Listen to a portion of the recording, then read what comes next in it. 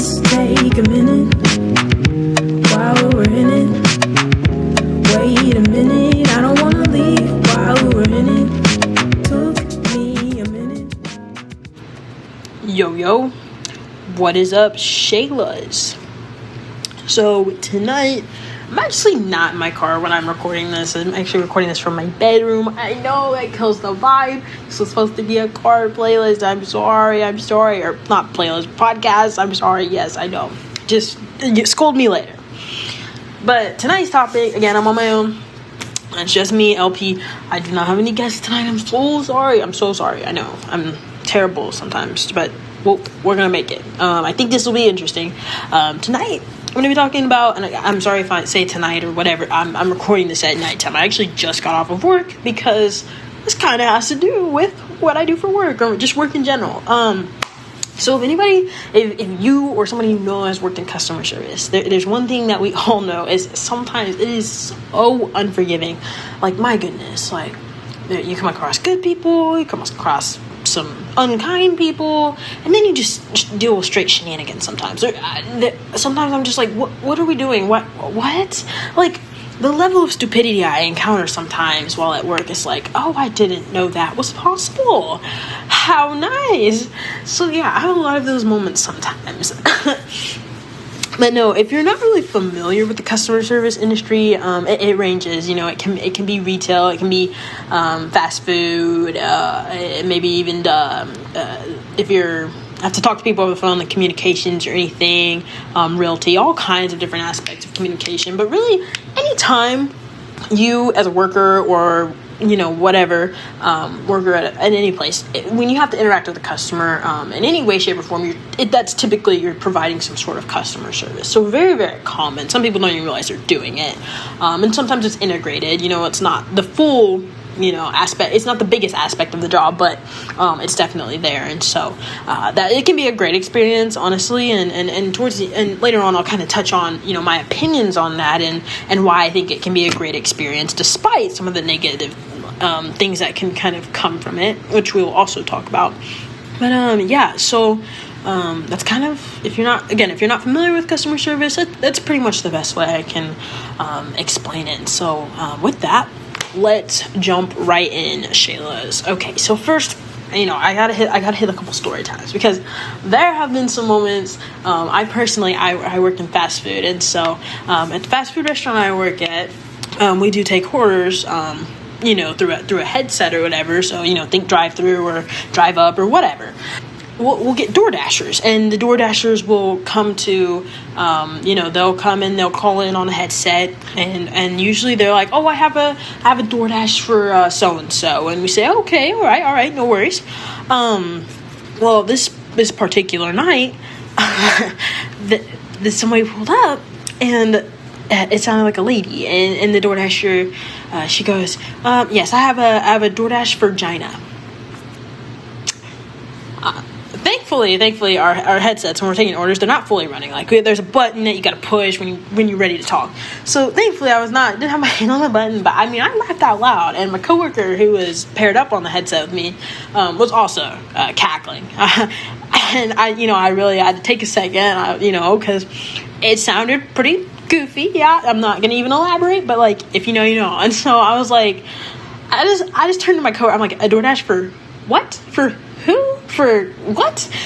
And so the DoorDasher, she starts giggling. She very quickly corrects herself. She's like, Gina. It's Gina. And I was like, okay. I'm like, no worries. I will get that out to you. And I'll make sure that you get that order. And so we finish up the order and hand it to the DoorDasher, and right as I'm getting ready to turn around and walk back to the kitchen, I go, I was like, I really enjoyed your pronunciation of that. And her and the gal that was with her, they started laughing. They thought it was hilarious, and I did too. It made my day. I was like, that's awesome. And so those are the moments in customer service, and I'm like, okay, like, yeah, people are awesome. Like, it restores my faith in humanity that we can still laugh and be silly and have mistakes. Like, it was a genuine mistake, but it was a little something funny to brighten up the day. Another thing that happened at work one day, and it really, again, made my whole week, honestly. Was a lady was ordering a drink, and you go to McDonald's or whatever kind of fast food restaurant that has to make your drinks for you. You can usually tell them like, oh, can I get a little less ice? Starbucks, Seven Root, whatever. You can usually tell them, hey, can I get only a little bit of ice or a little less or whatever. And so the gal that was ordering, she asked if she could get like a little bit less ice, right? But she didn't really ask it like that. She's like, can I get such and such drink with like a little bit of ice, but like not like a lot? And she's like, can you do like medium rare ice?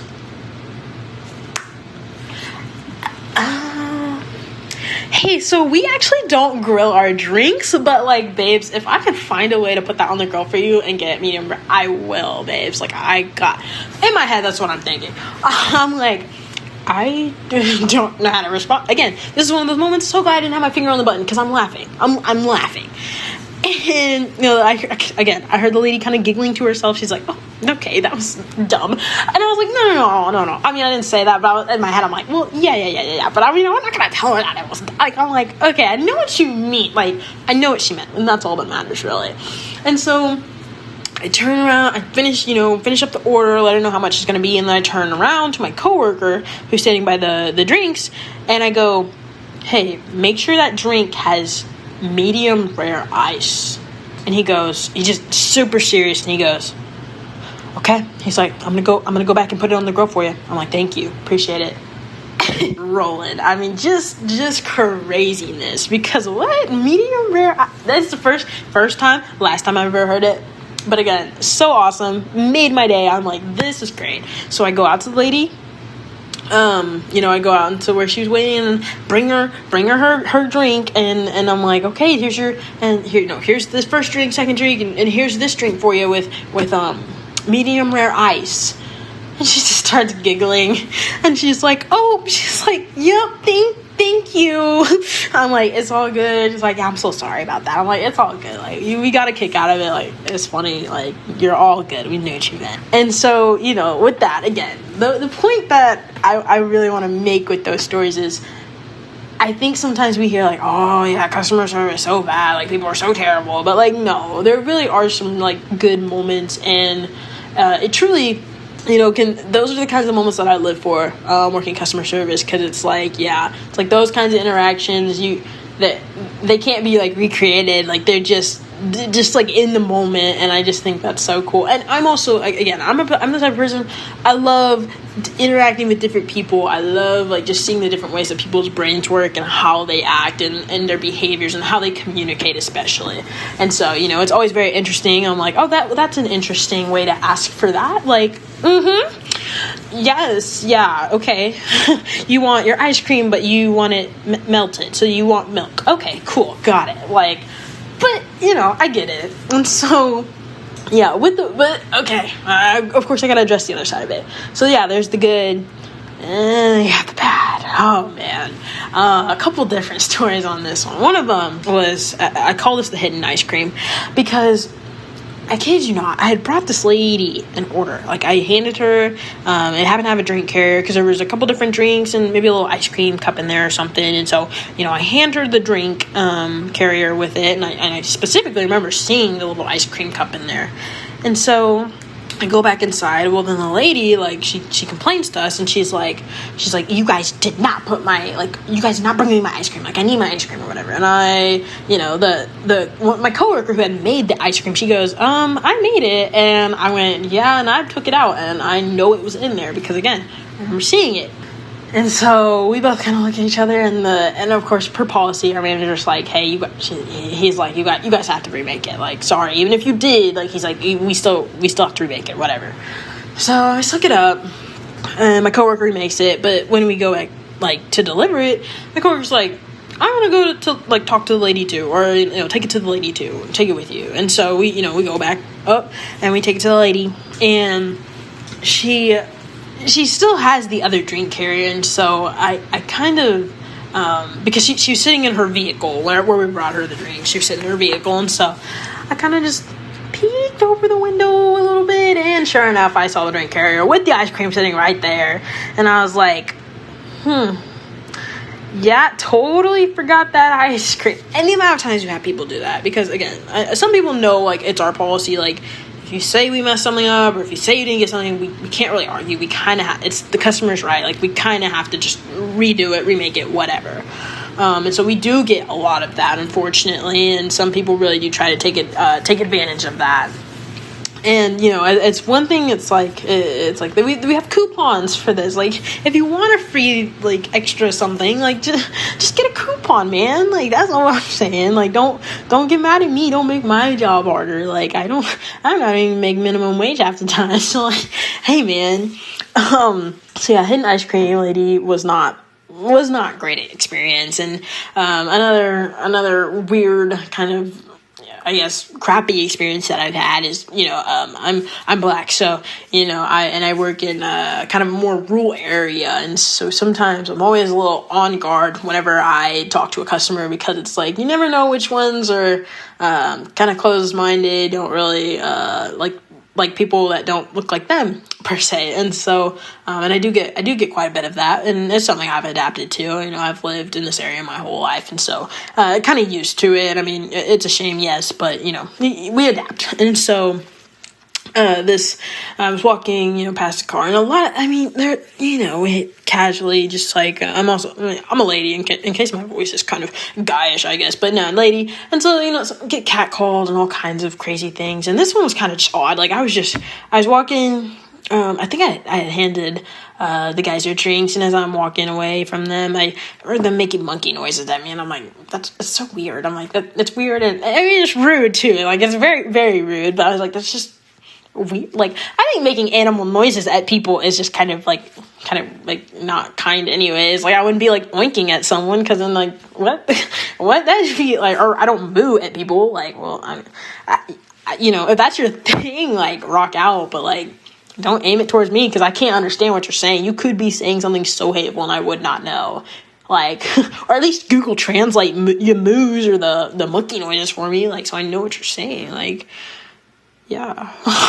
The fact that that's the part that hurts my feelings about it. It's not even the fact that they're making noises. I don't understand what you're saying, and I you know, if you're saying something rude, like, don't be like that.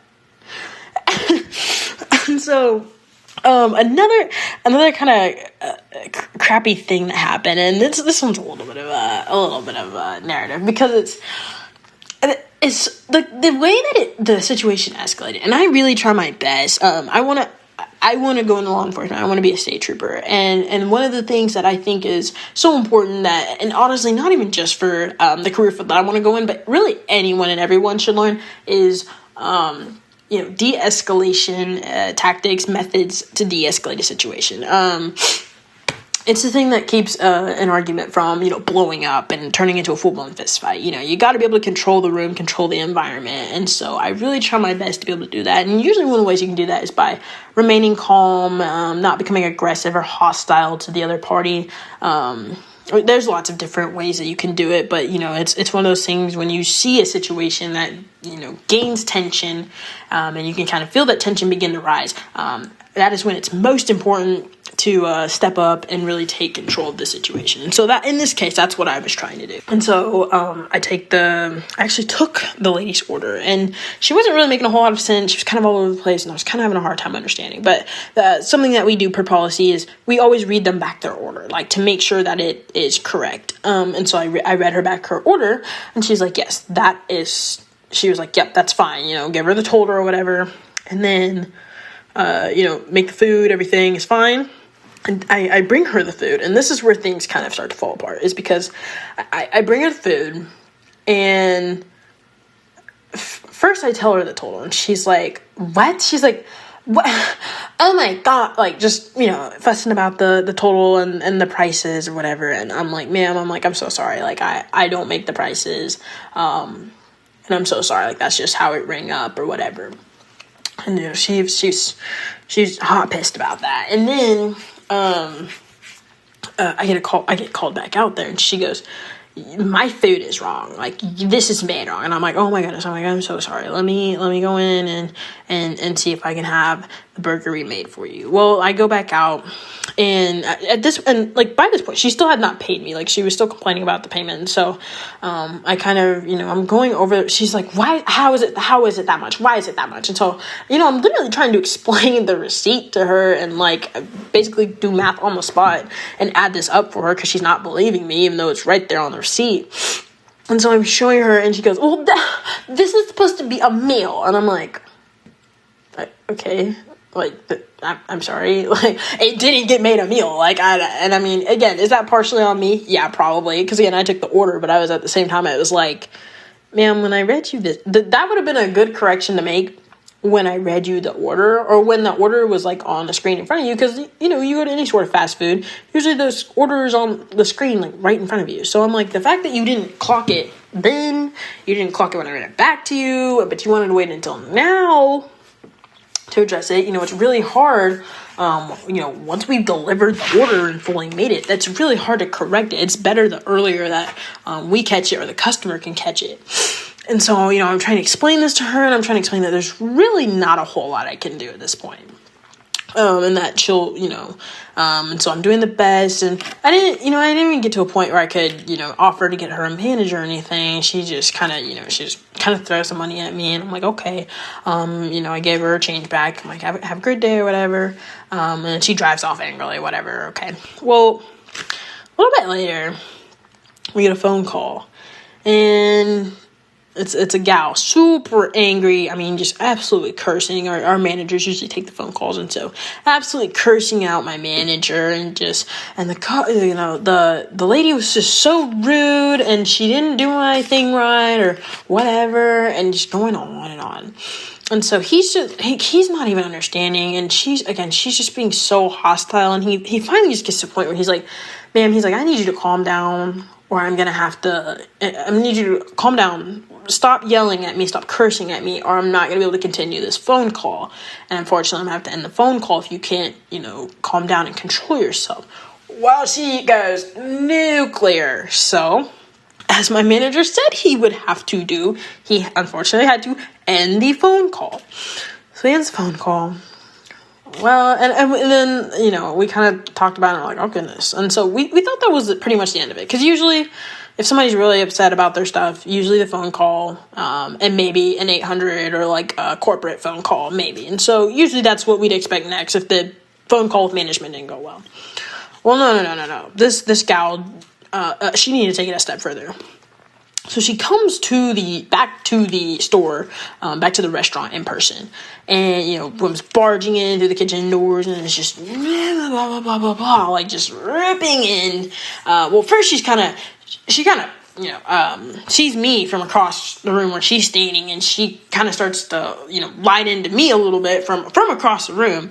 And then my manager, thankfully, he stepped in. He's like, okay, he's like, ma'am, he's like, address me like I will be handling this. I'm the manager, because she was just like flipping out, and she's like, the person on that phone was just so rude. And like at that point she's kind of yelling at me, and she's peeping me, and she's kind of degrading me, and just kind of just in terms of position or whatever. And then finally, again, the manager steps in. He's like, you'll address me. He's like, I was actually the person you were on the phone with. So they reprint the receipt, and they're just trying to go over it a little bit. And the lady's just like, she keeps changing the order or whatever every single time that the manager and her try to go over it. And so what he ends up doing is he ends up canceling her original ticket, and then like I guess he like redoes the whole order basically, and makes the one like single burger that wasn't a meal, he turns it into a meal. And I think it brings the price down by maybe $1, like maybe $1.50 ish. And so that lady, she gets her whole $1.50 back. Wow. Which like, okay, like I get it, I'm frugal. I like to take good care of my money, but like if I'm really trying to save $1.50, I'm probably just not gonna go get fast food. But that's neither here nor there. Whatever. The customer's always right. So that was probably one of the most ridiculous things that I've ever had happen. I mean, I've had several. A lot of times when angry customers, they just kind of yell in your face, or it's just. I even had one customer, while I was taking their order, proceeded to just say, this this person is absolutely stupid. And I'm like, oh, I can hear that. Okay. So, people sometimes just get kind of hateful. Maybe they're hangry. I don't know. Maybe they don't like people in customer. I don't know. I've never really understood, being hateful to the people who are providing me with a service. Like, even if they're like not being good to me, I'm still just like, okay. I'm like, okay, like that's your prerogative. And what's crazy is, so I've kind of talked about how the customers can be kind of crazy sometimes, but sometimes my coworkers can be just as interesting. I've been kicked by coworkers. Been shoved by coworkers. I've been spit on by coworkers. I've been lied to by coworkers. Like, oh yeah, my grandma's in the hospital dying, or my girlfriend is in the hospital, I need you to come and do this shift for me or something. And I pull up, and then they're like riding around with the person who is allegedly in the hospital, or it turns out they're out at a baseball game with their grandma. I'm like, well, she doesn't look like she's sick. So, but either way, you know what? Yeah, okay, whatever. And then there's other times it's just like laziness. Like, it's like you'll ask somebody to do something before they leave, because we all get off at different times. And usually the people who get off later, they don't want a million things to do before they, have to go home. And so they usually ask people who get off before them to, go ahead and knock out a thing or two. And so I do this all the time. Well, the amount of times that I've asked somebody to do something and then, they leave and then I come back by it later and it's not done, I'm just like, seriously? Because, of course, obviously, if they don't do it, guess who ends up having to do it? Right, me. So it's like, okay, like that. You didn't need to do that. You could have done one thing. Like, if I asked you to do two things, if you at least do one, I'll let it slide. If I asked you to do three things and you do two at least, all right, I'll let it slide. Like, at least do the bare minimum. But sometimes you can't even get that from coworkers. And so the fact that the coworkers sometimes just as much of a challenge as the customers is kind of crazy to me. But again, this is a part of customer service, and that's not even just customer service. I mean, that's really any job. When it comes to coworkers, that's definitely any job.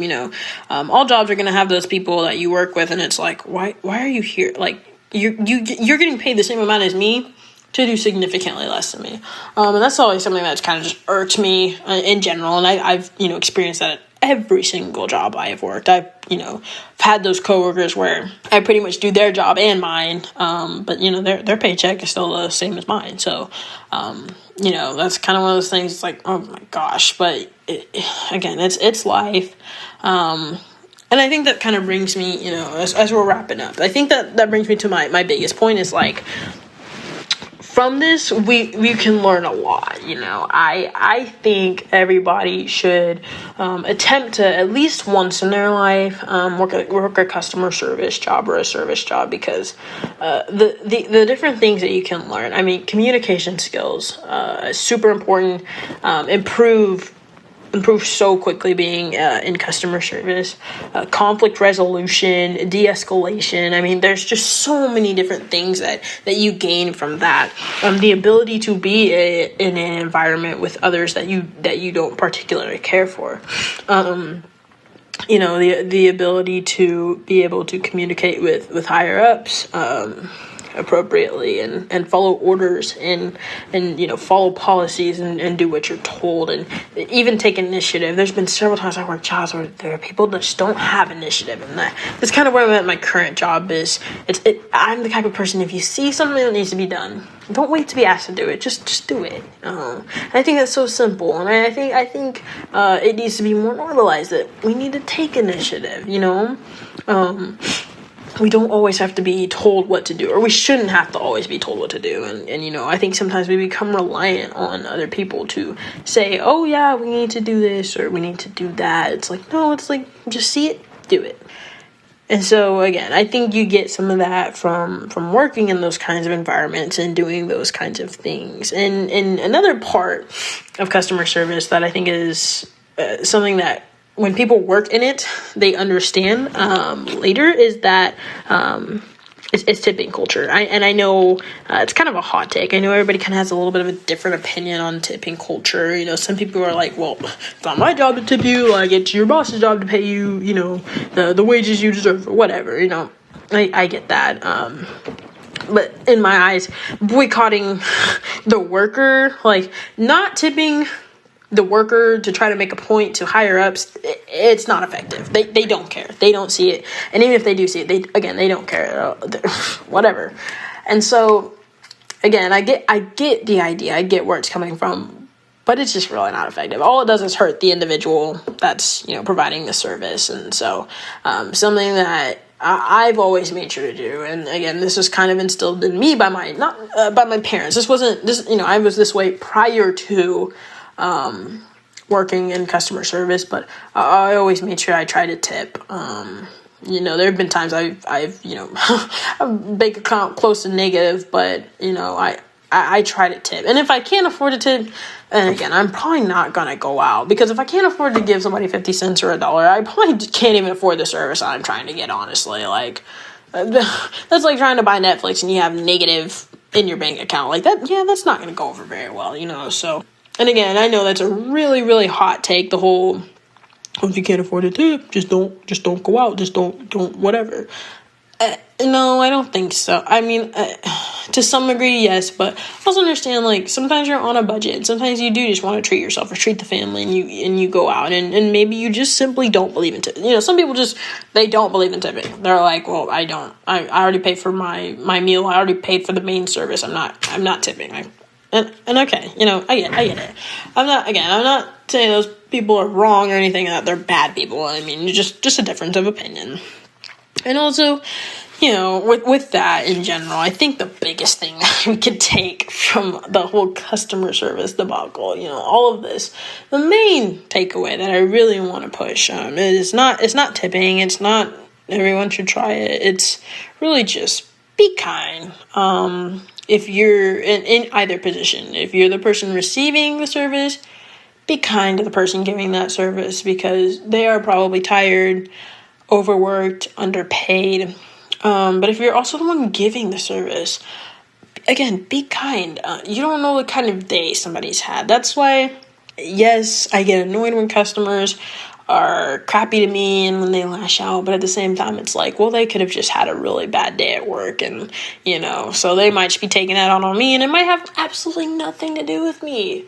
You don't know another person's situation, and it's not good to just judge them off of one interaction. So it's a matter of just being kind, because the amount of times I've had people at the beginning of our interaction, and it's very short. It's literally hand on the food, but I always start with how are you doing today, or something like along those lines, like greeting like that. And sometimes I'll get I'm alive, or I'm here. And usually by the end of the interaction, again, these interactions are typically no more than 30-45 seconds. Usually by the end, we'll be laughing together, cutting up, or I'll be like, well, you have a fantastic rest of your day, and he's like, you know what, you too, like, thank you so much for the service or whatever. And it's that easy.